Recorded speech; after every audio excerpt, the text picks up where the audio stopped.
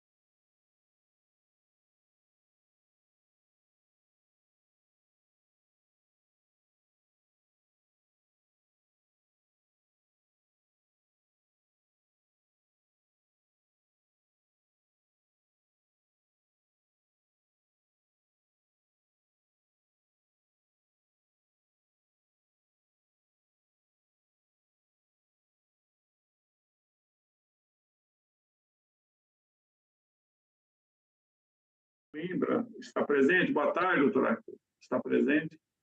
Boa tarde, desembargador Finanças. Tudo bem? Estou aqui. Tudo bem, doutor. Um recurso administrativo de Ingrid Bleidão Ataíde, recorrente. O ato também é da presidência do tribunal. Relatoria da eminente desembargadora Carmenci Rosa Maria Alves de Oliveira, que tem a palavra, desembargadora Carmenci. Sim.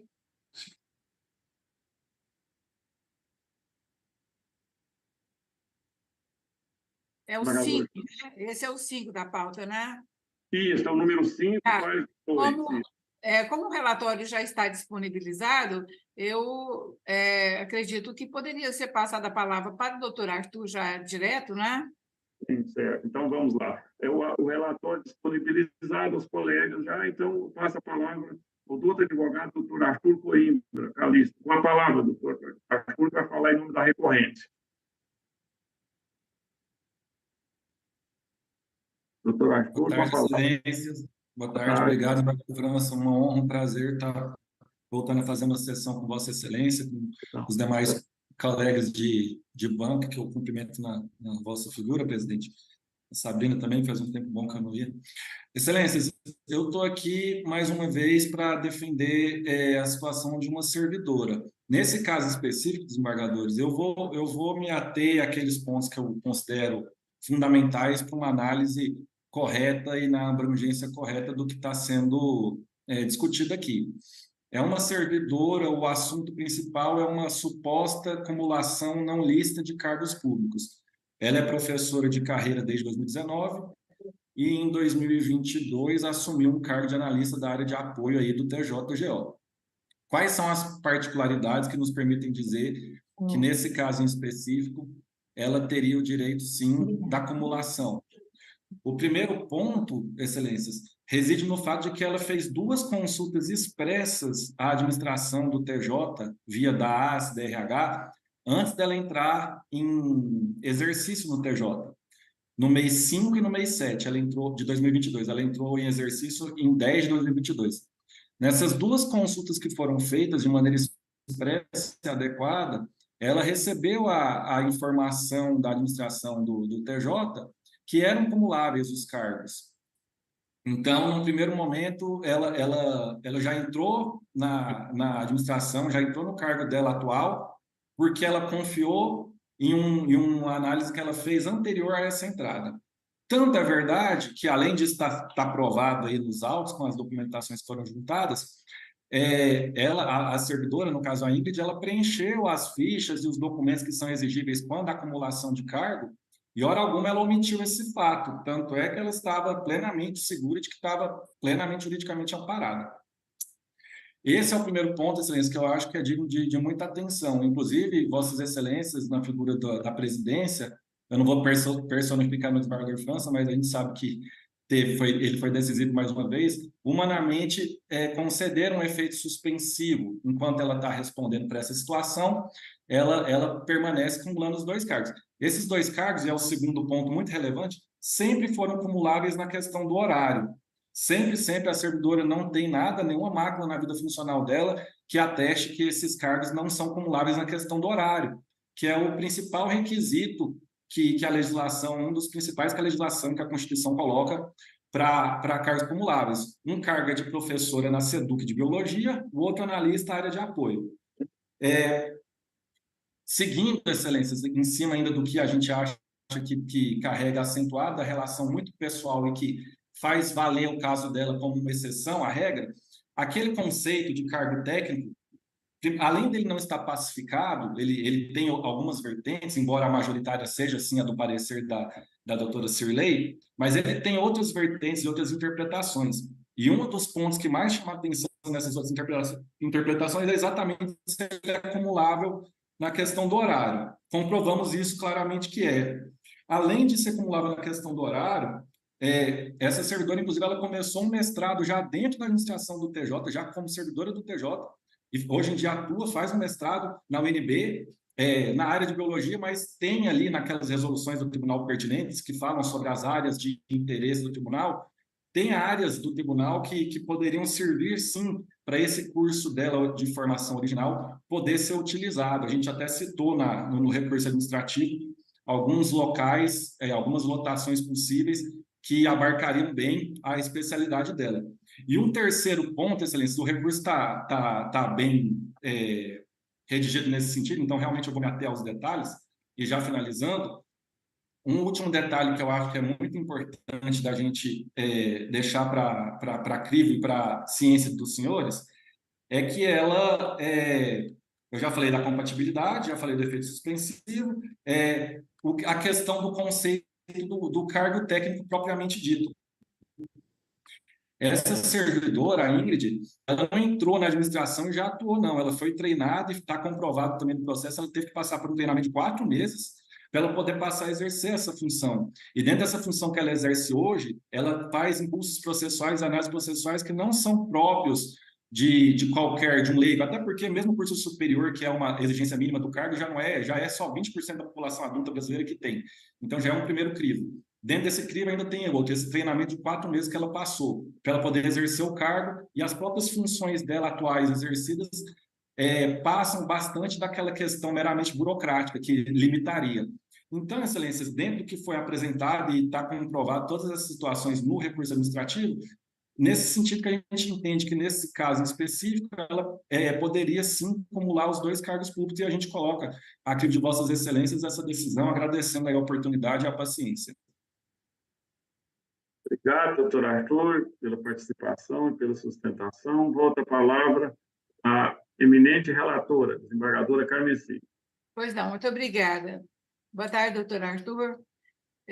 Bom, a questão foi bem colocada pelo sustentante, doutor Arthur Coimbra, e acredito que o voto é um pouco longo, porque ele apresenta a documentação e o que se postula de uma forma bem minuciosa. Então, eu acredito que não há necessidade de fazer a leitura do voto, mas ele vai ficar disponível, caso haja consenso, vai ficar disponível logo após o julgado. Eu vou pela emenda porque ela resume bem a questão. Considerando que, conforme a Lei 17.663 de 2012, que dispõe sobre a reestruturação da carreira dos servidores do Poder Judiciário do Estado de Goiás, é exigido como requisito para o cargo de analista judiciário, área de apoio a judiciário e administrativo, que é o cargo que a recorrente ocupa, apenas um nível superior em qualquer área, não exigindo o curso superior de direito, como o é para o cargo de analista judiciário, área judiciária, deixando, portanto, de exigir o conhecimento técnico prévio e específico em seu campo de atuação, não pode, assim, ser considerado cargo técnico ou científico, como exige a Constituição, não sendo deste permitido sua acumulação com um cargo de professor. Então, estou concluindo aqui de conhecer desse recurso e desprover, entendendo, de esclarecer também que essa questão da recorrente ter consultado o departamento sobre a possibilidade de acumulação, não consta essa comprovação aqui. Então, eu estou repetindo, conhecido e desprovido. Obrigado, desembargadora Carmeci. Após o voto da eminente relatora, está em debate. Fiquem à vontade os colegas. Então, vamos à votação. Vou pegar aqui a sequência normal, a sequência. Desembargador Sérgio Mendonça. Obrigado, senhor presidente. Aqui, se eu entendi bem, o advogado, doutor Arthur Coimbra, a quem parabenizo pela sustentação, foi muito feliz na sua sustentação, ele expõe 3 pontos aí que entende corretos, né?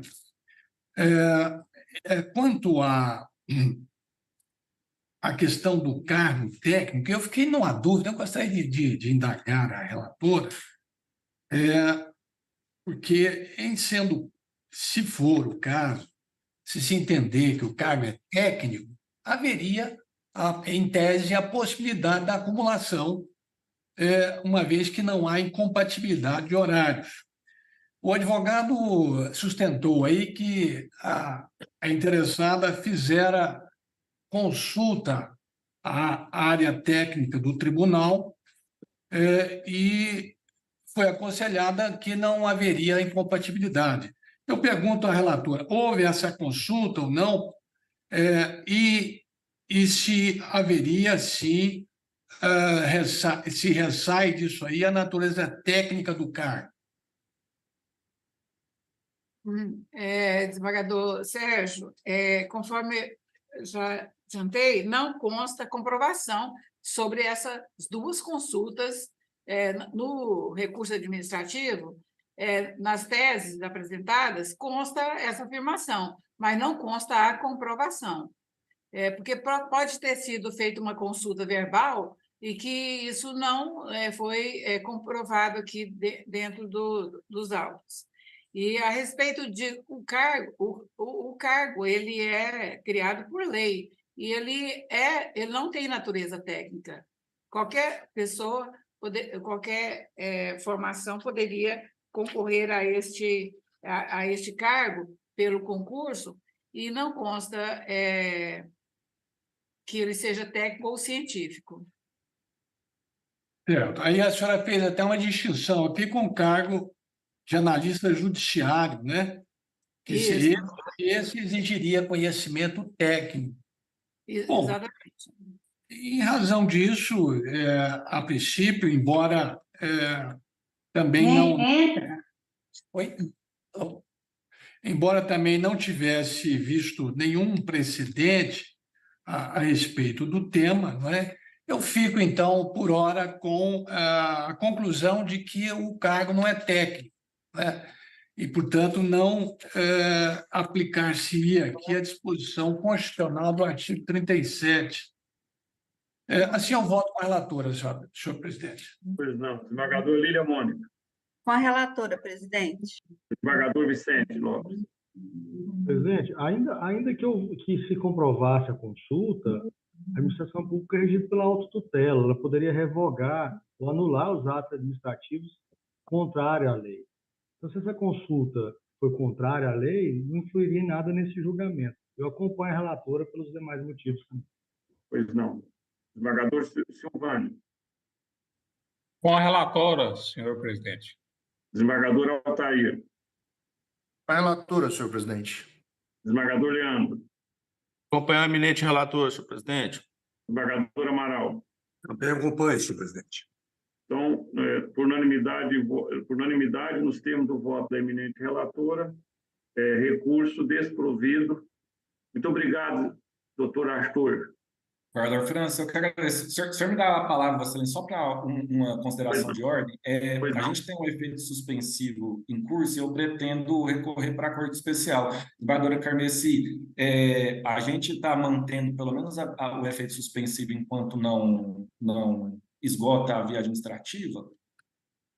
Não, aí, doutor Arthur, aí é o seguinte, nesse caso, só se há, desculpando, desembargadora Carmessi, a minha interferência, mas só se há se falar em efeito suspensivo se houver a interposição de recurso. Então, a relatora certamente não consignou isso no voto dela, porque não tem que consignar, se não consignou, não tem que consignar, porque não pode fazer, com todo respeito, um juízo futurista, né, saber se vai interpor ou não. Mas se Vossa Excelência interpuser esse recurso para o órgão especial, possivelmente a ele, sem dúvida nenhuma, em tese, pode ser concedido, entender quem for examinar, entender presente os requisitos, entender presentes, considerar e conceder o efeito suspensivo. Viu, doutor Arthur? Então, Vossa Excelência fundamenta, no eventual recurso, o pedido de concessão de efeito suspensivo. Tá bom? Obrigado. Então, travou aí o doutor Arthur. Muito obrigado, doutor Arthur. Então, ficamos na sequência O próximo aqui, a doutora Rúbia está aí. Obrigado, doutor Arthur. Obrigado. A doutora Rúbia está. Sim, excelente. O número 1 já foi anunciado, doutora Rúbia, recorrente Sérgio Silva Vieira, recorrente, advogado doutora Rúbia de Silva.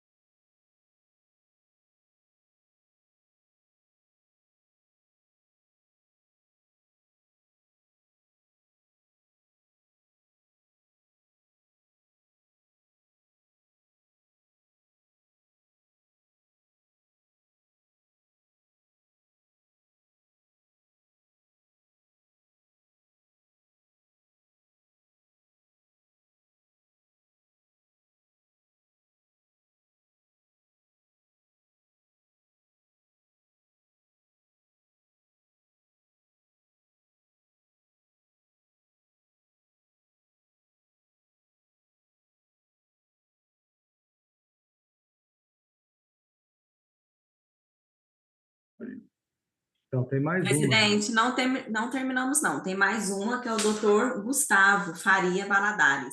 Sim, desculpa, doutor Gustavo, tem mesmo. Outra relação. Doutor Gustavo Faria Valadares, boa tarde, doutor Gustavo. Boa tarde, doutor. Recurso recorrente da servidora Ana Clara Diniz Adorne, está aqui representado pelo doutor Gustavo, ela da presidência do tribunal, a relatoria também da desembargadora Cameci Rosa Maria Alves de Oliveira. Com a palavra, desembargadora Cameci.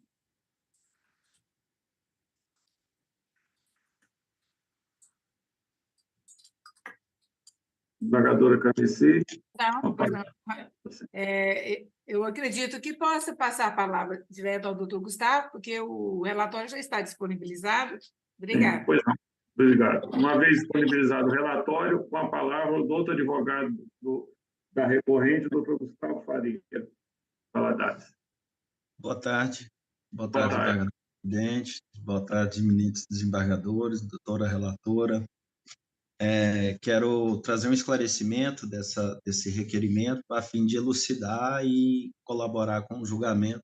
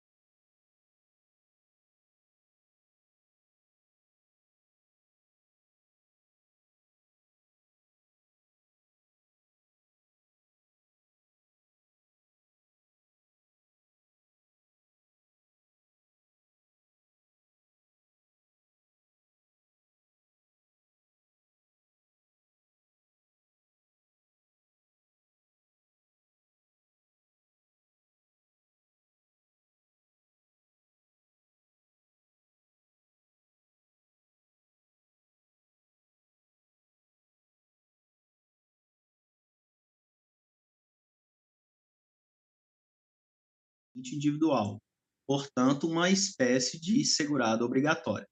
O fato da contribuição ser ou não voluntária não afetaria a natureza jurídica. Ser obrigatório é exercer atividade remunerada. Mesmo que eu não exerça atividade remunerada, ainda assim eu posso gozar da facultatividade e contribuir com o regime geral, sendo um segurado facultativo. E não é o caso dela. Ela é contribuinte individual conforme a certidão do INSS. O fato dela ser contribuinte individual e recolher, isso permitiria que ela fizesse essa averbação para fins de contagem do tempo de contribuição no regime especial, que ela tirou a licença e voltou para ser servidora. A certidão do INSS, a gente é um ato administrativo enunciativo que goza de presunção de fé pública e não correto juridicamente é não desprezar essa certidão que atesta que ela é contribuinte individual. A partir do momento que ela é contribuinte individual, ela se enquadra nos dispositivos da lei, o 161 de 2020, que permite a averbação dela como contribuinte obrigatória. Então, é necessário afastar esse equívoco para que o princípio da legalidade, o princípio da presunção dos atos administrativos, no caso a certidão, seja levado em consideração por a servidora, naquele momento em que teve licença para tratar de interesse particular, contribuiu com o regime geral e deseja que essas contribuições sejam averbadas para fins previdenciários. Uma vez averbada, no momento oportuno, se ela aposentar pelo regime especial dos servidores do TJ, do Estado de Goiás, ela vai ter esse tempo de contribuição computado, o Estado de Goiás vai se beneficiar da compensação de regimes que há dessa contribuição e vai deferir a aposentadoria conforme as contribuições que ela efetivamente fez e proporcional aos valores dessa contribuição. A gente trouxe aqui algumas jurisprudências, alguns julgados no relatório, trouxe nota técnica que também do Ministério do Planejamento, que enfrentou situação semelhante à da recorrente, em que ela outra pessoa também seria segurada obrigatória na categoria contribuinte individual e teve direito à sua averbação no regime especial do seu tempo de contribuição naquele período que esteve para tratar de licença de interesse particular. Essas são as considerações, é breve, pelo fato do objeto também estar bem esclarecido e bem fundamentado nas questões legais, tanto da 8.212 quanto da 8.213, e para fazer o fechamento, o artigo 30 da Lei 8.212, ele faz a menção que a arrecadação e o recolhimento das contribuições e de outras importâncias devidas à Seguridade Social obedecem às seguintes normas. Os segurados, contribuinte individual e facultativo, estão obrigados a recolher sua contribuição por iniciativa própria.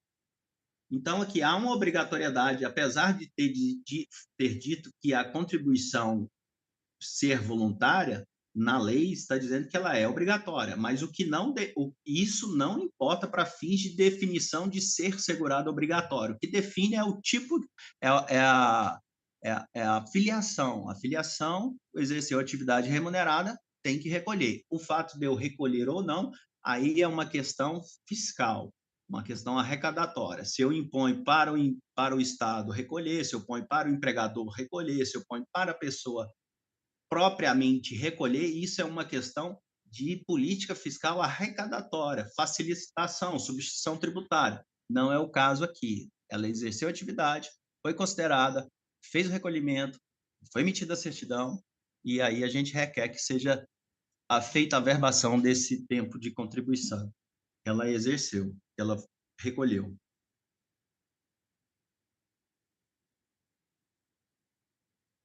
Concluiu, doutor? Muito obrigado, doutor Gustavo. Volta a palavra aqui à eminente relatora, desembargadora Carmesí. Pois não, muito obrigada. O doutor Gustavo, ele colocou a questão, porém, há uma formalidade que não foi observada e que, pelo princípio da legalidade, isso afeta o pedido da servidora. Aqui, eu vou fazer só um breve resumo sobre essa questão da suspensão pela licença para o trato de assuntos particulares. A licença para o trato de assuntos particulares é a suspensão temporária do exercício das atividades do servidor público em situação de interesse alheio à administração pública, durante o qual não há recebimento de retribuição pecuniária, tampouco contagem do tempo para fins do efetivo exercício, mas sem a perda do cargo efetivo e sem quebra do vínculo funcional. O artigo 22 da citada Lei Complementar número 161 de 2020 dispõe que o segurado ativo, afastado ou licenciado do cargo efetivo ou vitalício, sem direito à remuneração, terá suspenso o seu vínculo com o regime de previdência enquanto durar o afastamento ou a licença, não lhe assistindo, neste período, os benefícios do mencionado regime observado o disposto no parágrafo 2º, desse mesmo artigo. No parágrafo 1º, diz o seguinte: o segurado ativo, licenciado ou afastado, sem remuneração, poderá optar pela manutenção da vinculação ao regime da Previdência e em requerimento dirigido a Goiásprev, sendo que a sua opção produzirá efeito somente a partir da data do seu protocolo. É aqui, nessa parte, que não foi observado. Ela fez a opção, mas ela não fez um requerimento sobre essa opção para a Goiásprev. Aí o parágrafo 2º diz o seguinte: a manutenção do vínculo com o regime de previdência dependerá do recolhimento mensal da respectiva contribuição previdenciária da parte do servidor e da patronal. Ou seja, a questão foi feita de forma voluntária, mas sem o requerimento à Goiásprev. Então, agora eu vou concluir pela ementa. Tendo em vista que a legislação pertinente autoriza a averbação de contribuinte individual apenas pelo exercício da atividade de filiação obrigatória, inviável a reforma da decisão que indeferiu o pedido, sendo vedado à administração pública agir às margens dos limites permitidos pela lei, princípio da legalidade. Então, estou concluindo que o recurso é conhecido, mas estou desprovendo. É assim que estou votando. Eu gostaria de fazer uma questão de ordem, se possível, se for... Pois não, doutor. Não foi feito o requerimento administrativo para a Goiásprev, doutora, porque ela não desejava fazer o recolhimento da contribuição como vinculada ao regime especial. Ela não tinha condições de fazer esse recolhimento na cifra, que é a contribuição previdenciária, por isso ela foi para o regime individual, que é o segurado obrigatório. Por isso, ao nosso ver, não haveria necessidade dela fazer o requerimento, tendo em vista que ela não tinha mais relação jurídica com regime especial, porque estava suspensa a relação. Por isso, ela optou ir pela via desse recolhimento, que é menor, e isso vai afetar a própria aposentadoria dela. Vai ser menor porque ela fez um recolhimento menor. Então, eu queria fazer essa distinção, tá? Obrigado, Gustavo. Desembargadora Camecim, então, está desprovendo o recurso. Se não tiver nenhum questionamento ou debate, eu vou à colheita dos votos. Desembargador Sérgio Mendonça. É interessante aqui a questão colocada, e, inclusive, os esclarecimentos aqui do doutor Gustavo, quanto à opção dela do recolhimento da Previdência Social no regime geral. Ela não o fez pelo regime especial, porque parece que seria mais dispendioso para ela. E é uma questão aqui, a relatora já emitiu o seu voto pelo deferimento, mas uma questão me parece interessante debater é a questão da possibilidade da compensação.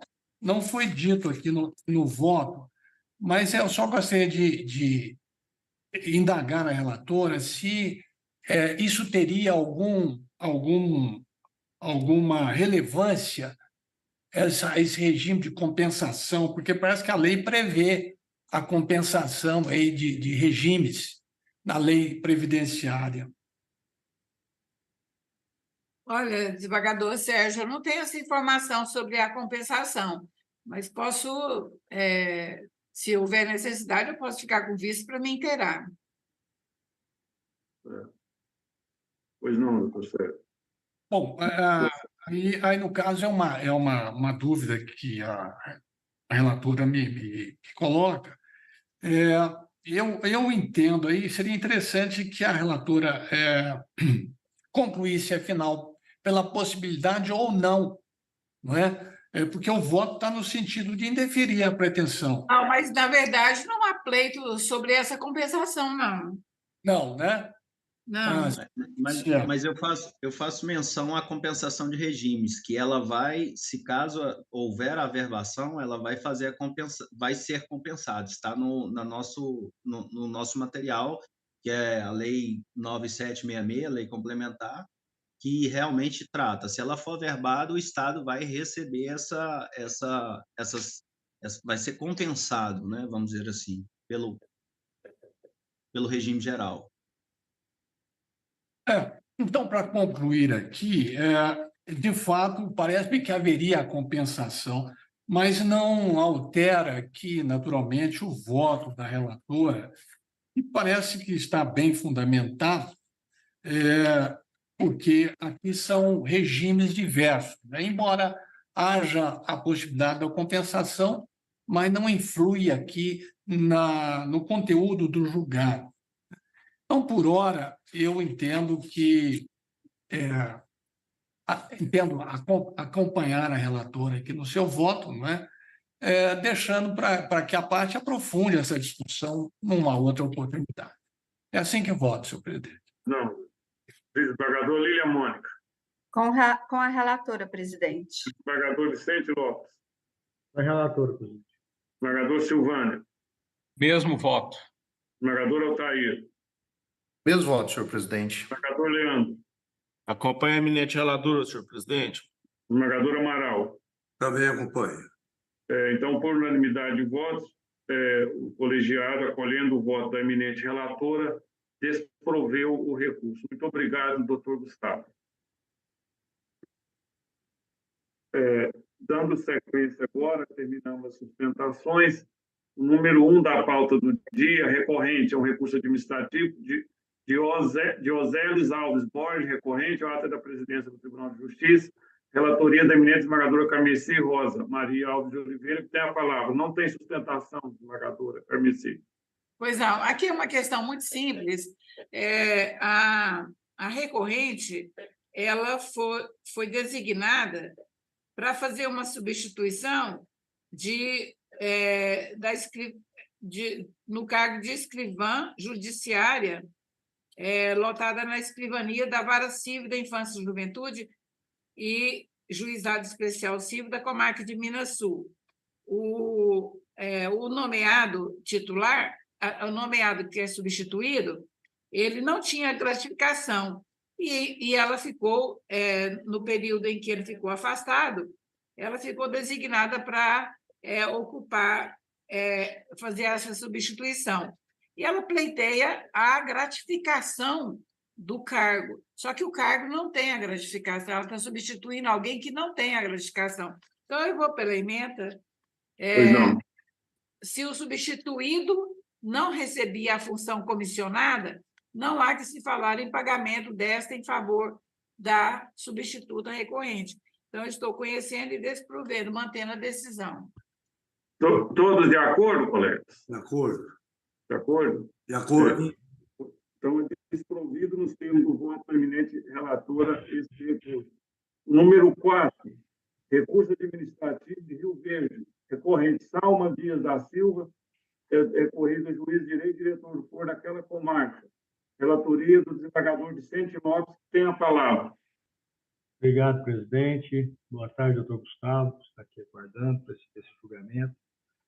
A questão aqui vai ser bem rápida, é porque eu estou parando na preliminar.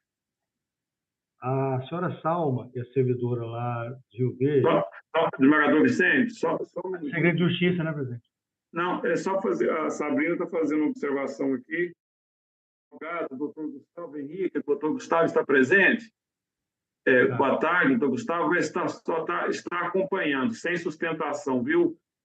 Desembargador Vicente, Vossa Excelência está falando de segredo. Vossa Excelência entende que é caso de segredo, desembargador Vicente? Não, porque eu vou ficar na preliminar, e aí... Certo. Presidente, mas de toda forma não está transmitindo o julgamento desse processo, tá?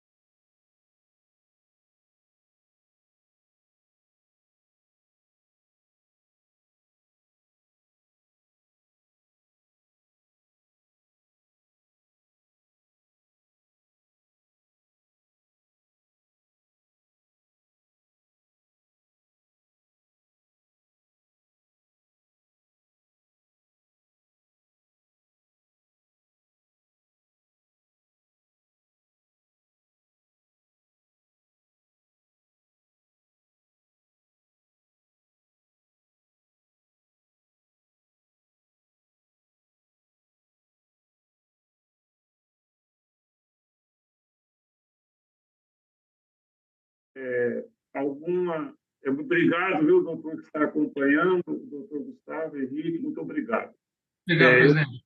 Obrigado. Eu consulto os colegas se tem algum procedimento a mais em mesa ou não. Não tem? Não. Então, pode encerrar a transmissão, Sabrina, por favor? Sim, senhor.